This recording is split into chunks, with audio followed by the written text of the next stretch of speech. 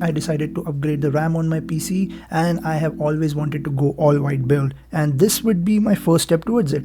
Now these two 8GB RAM models from T-Force are surprisingly quick and they are so pretty to look at. Also they come with RGB lights at this price, so it is a pretty good deal, I would say. Now for unboxing, it's pretty minimalistic, and when you take out the RAM, it feels so premium in the hand. The RGB lights are on top, and make sure to stick around until the end of the video because I'll show you how they actually look in the motherboard with it light on.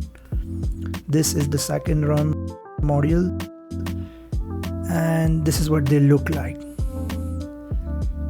Next up, let's plug it in to the motherboard, and it is very easy.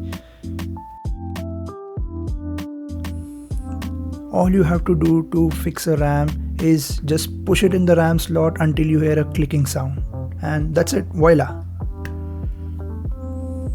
Finally, this is what it looks like.